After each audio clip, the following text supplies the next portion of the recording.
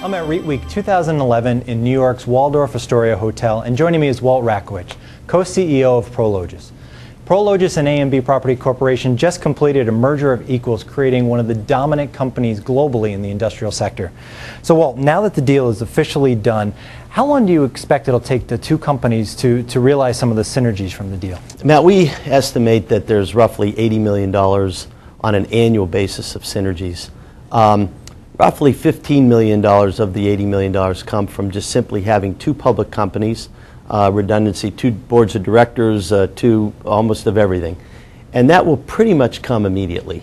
As it relates to the people side, roughly 30–35% of the people will see those synergies day one immediately. We think by the end of this year that it will be somewhere in the neighborhood of 50–60%.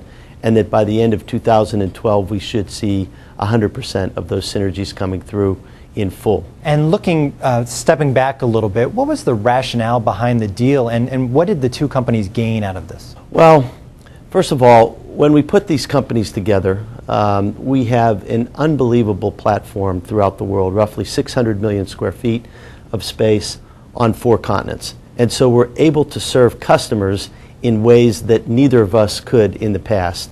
A&B had a presence in China and Brazil, which was very interesting to us. Our presence was larger in Europe, which I think was enticing to them. So when we put these platforms together, we have a complete platform in countries representing somewhere in the neighborhood of 78% of global GDP, and that's very, very important. So first of all, the platform's unparalleled. The second thing is that we have operational synergies that I just spoke of, roughly $80 million per year in overall operational synergies.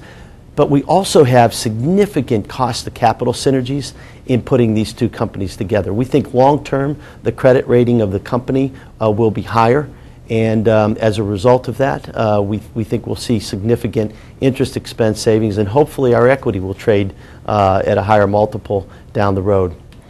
And the third thing is that we have amazing revenue synergies, very difficult to quantify. But there's no question that over the course of the last 3 or 4 years, we've had customers that have wanted buildings to be built in China and Brazil, and we didn't have that delivery platform.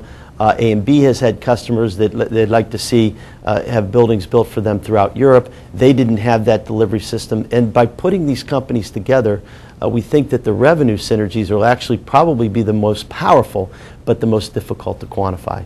And I understand that you'll be focusing on the integration of the two platforms. What do you envision as the biggest challenge in that regard?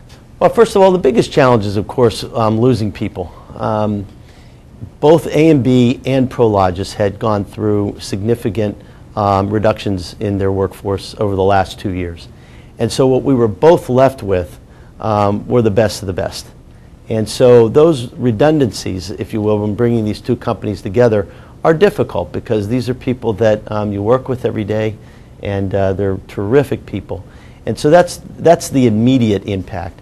I think the longer impact is just having the ability to change and instituting that mindset in our employees that this merger, and in A&B's employees, that this merger is really creating something that's very, very unique, and getting people in the mindset to accept that change. I think will be a bit of a challenge, probably more so over the next 6 months, but there is a heck of a lot of excitement within both companies, and I feel very, very optimistic about what 2011, 2012 have ahead for us. And the last question, the market loves to speculate about who may be the next companies to merge. I'm not going to ask for your prediction, but having just completed this large-scale merger that seemed to go so smoothly from the outside, what advice would you give to a CEO who may find himself in your position? Well, one of the things that we did in this merger was we spent a lot of time up front really studying and understanding each other's business. Hamid and I, and although it was condensed over a 2 or 3 month period of time, we really stripped apart all of our people throughout the world by region, and talked a lot about what A&B felt that they did well, what Prologis felt that we did well, and how we were going to bring those two cultures together. And then in addition to that, we probably got the top 10 or 15 people in each company before we announced it together, and really sort of talked through who was going to do what. And I think that the first 100 days after a merger are so critically important that you've got to get the upfront right.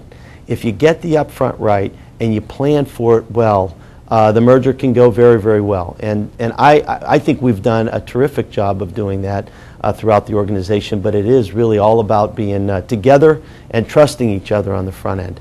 Great. Well, Walt, thank you very much for joining us. You bet, man. Great, and good luck with the rest of the merger. Thank you very much. For more on this and other REIT news and analysis, be sure to visit REIT.com.